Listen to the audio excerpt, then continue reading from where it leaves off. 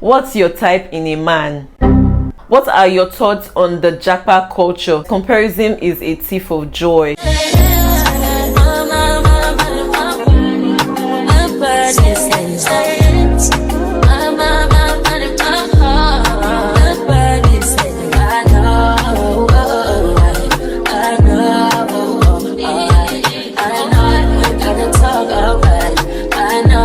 Hey guys, it's Katherine here again and welcome back to my channel. If you're new here, welcome. If you're returning, thank you so much for stopping by. Guys, how are we feeling this new setup for sit-down videos?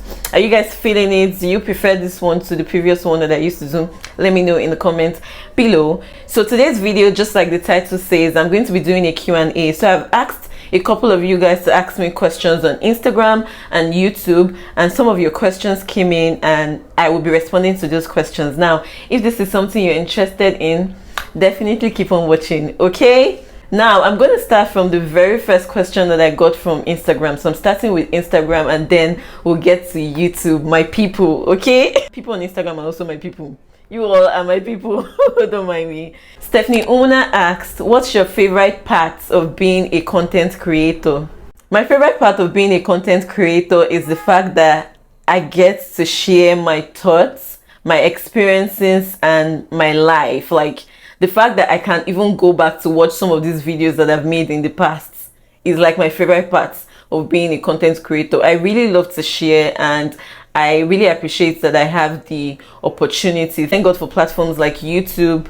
You know, I have the opportunity to share my thoughts. So now I get to show the world my life. Like, the world gets to see my life through my lens. So that's my favorite part of being a content creator.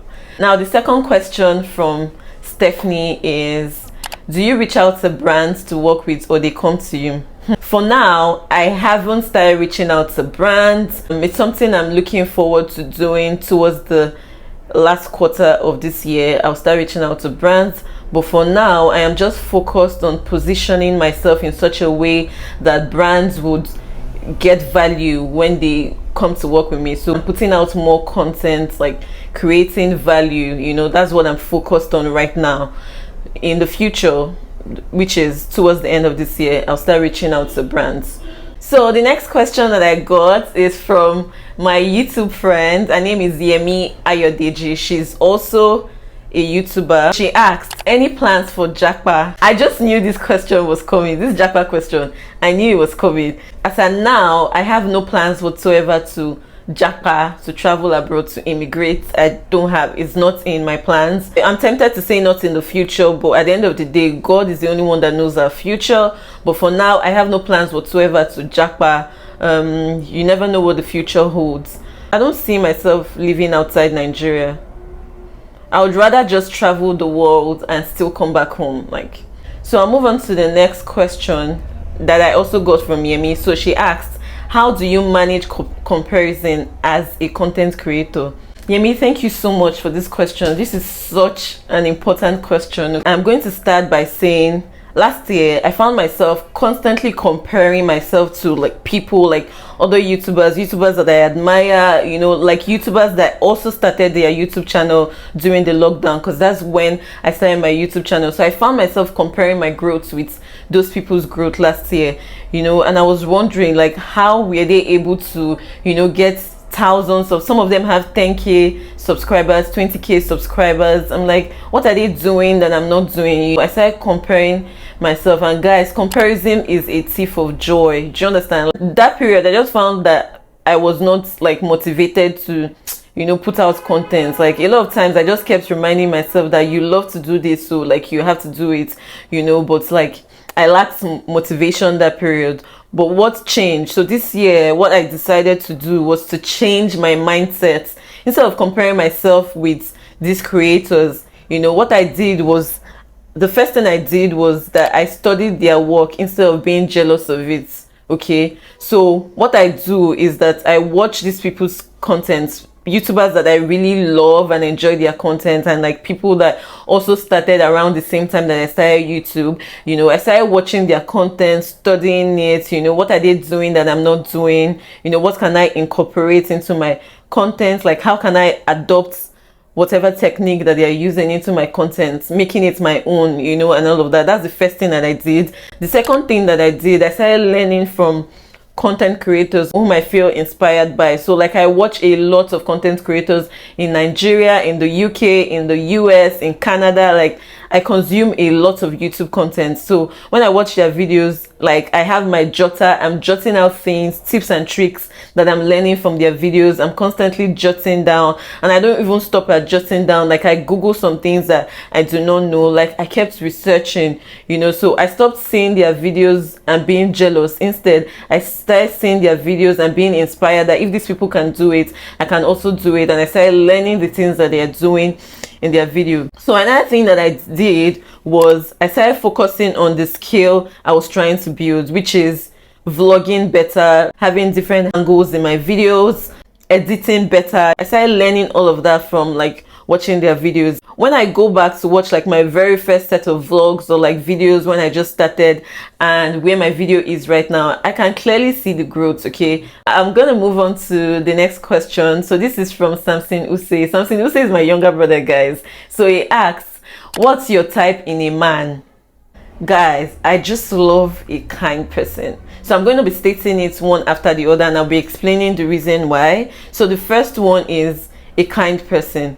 How a man treats other people, not just me, like the waiter, the security, you know, like people around, like people that are below him, like how he treats those people, like matters to me. Like kindness matters a lot to me. So is the person kind? That's something that I look out for in a man. So another thing that I look out for is a good sense of humor. Like life is hard already. I don't want to be in a relationship and things will be hard there already. Life is already hard.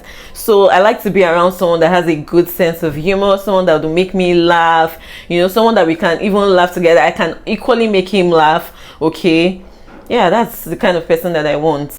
Another thing that I look for in a man is someone that has integrity.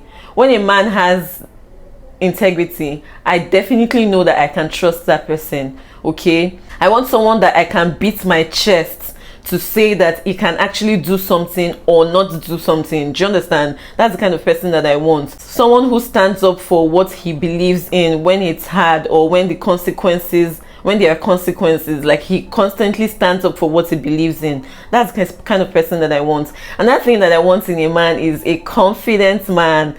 Like confidence is so attractive. Like it's very attractive to me. So that's something that I want in a man. Another thing that I want in a man is someone who exudes so much positivity and light. Like I really love that. Okay, and I also want someone that is stable. Like stability is very important to me.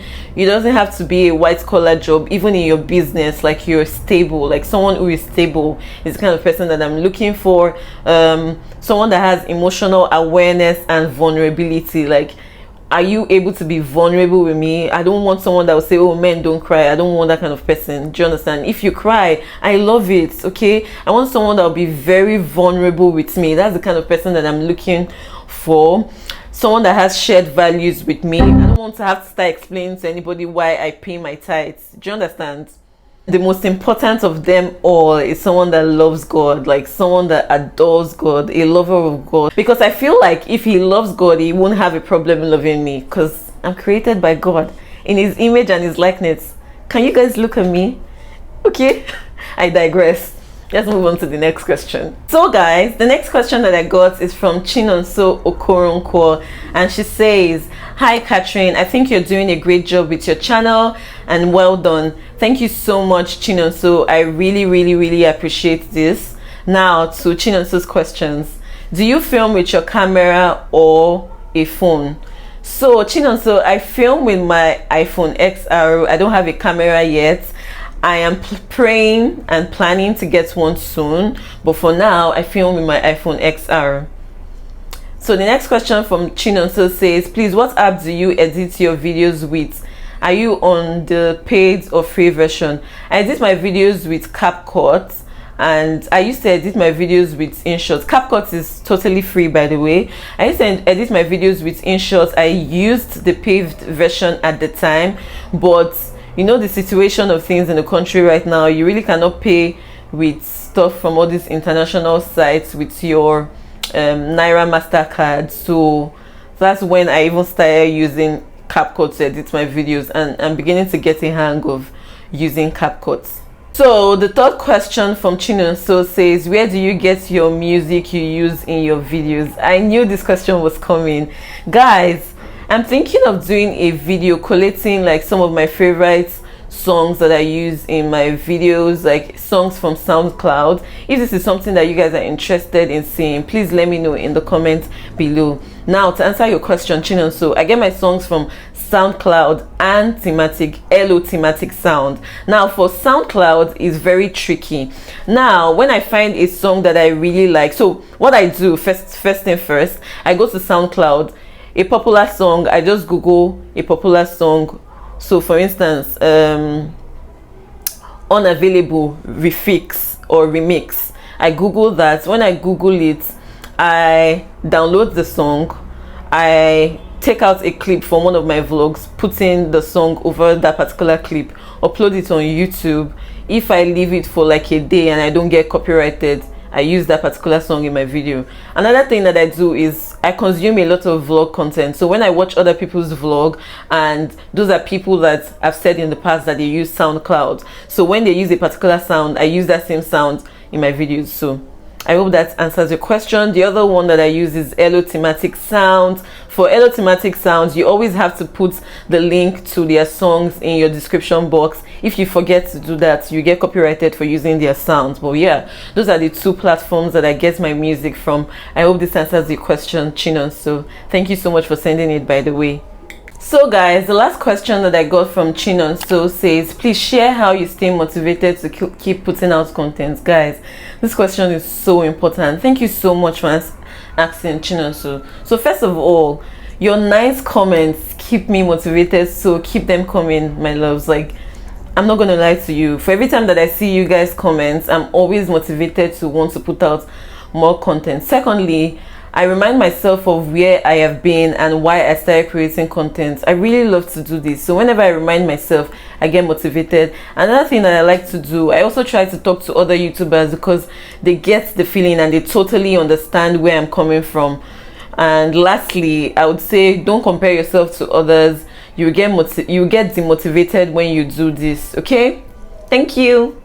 Okay, so the next question that I got, oh, not really a question. So Temi K says, don't really have a question, just want to say you do a great job with how you put your vlog content together. I enjoy it, keep it up. Oh my god, Temi, thank you so much. This means a lot to me. Thank you so much. I'm so grateful. I am grateful for you, Temi. Thank you so much. So another question that I got is from, I didn't quite get her name.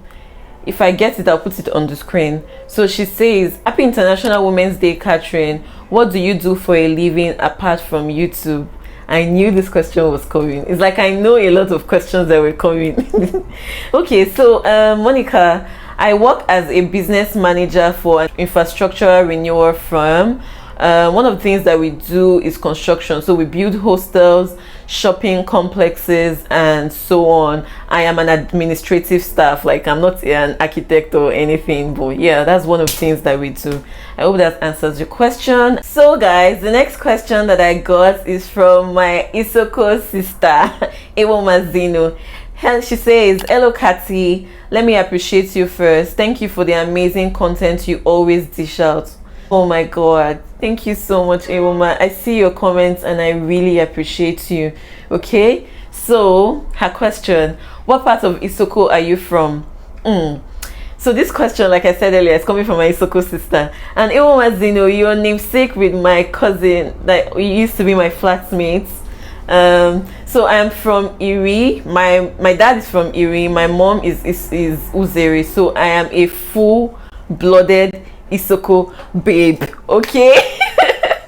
I got another question from Fairy Godmother, and she asked, what are your thoughts on the Japa culture? If the opportunity presents itself, will you leave Nigeria?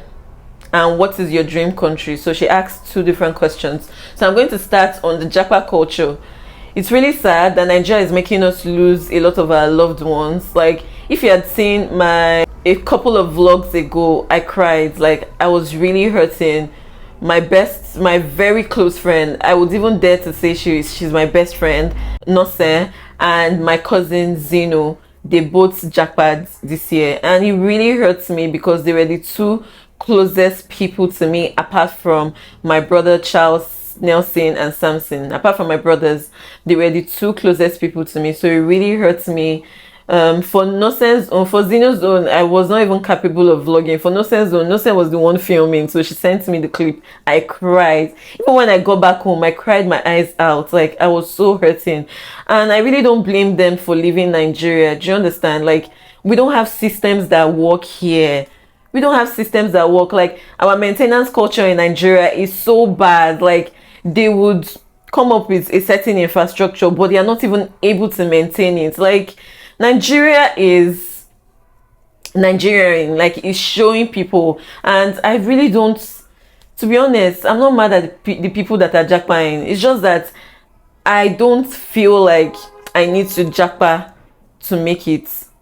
No, I'm not saying that all those other people feel like they need to jackpot to make it. I just feel like jackpotting is a personal thing. You should have that conviction that you need to, go to this particular country, but I don't have it. So for now, I don't have plans of jackpotting. So to your next question, what's your dream country? I would not say, I don't really have a dream country when it comes to relocating, but when it comes to going on a vacation, I have a couple of countries that I would like to travel to.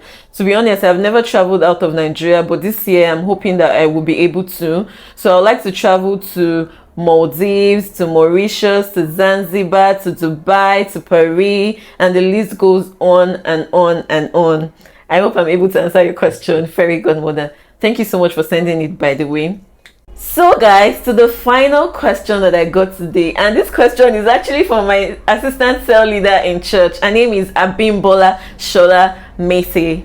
Abimbola, did I murder your surname? I feel like I murdered your surname.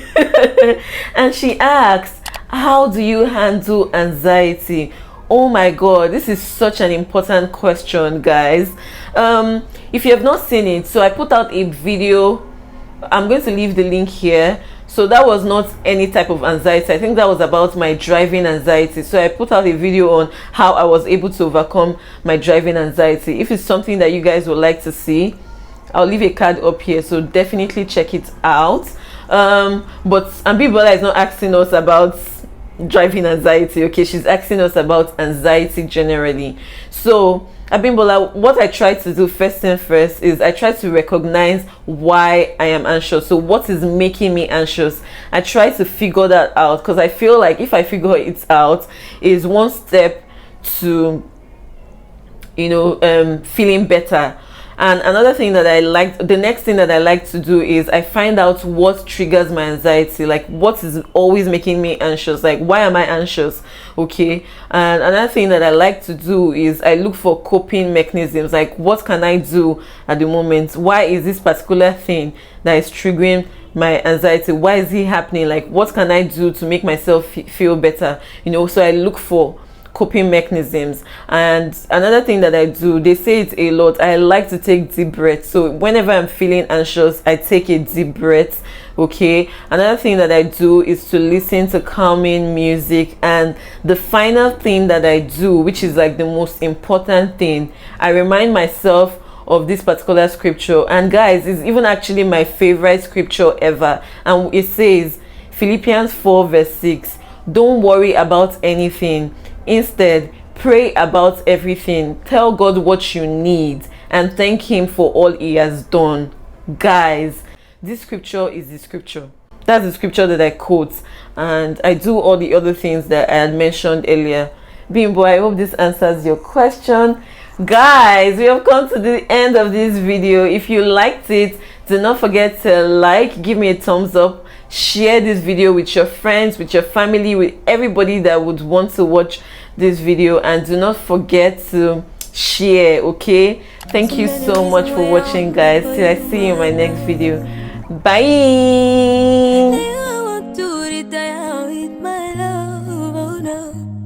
See all the little things you do, they make me know.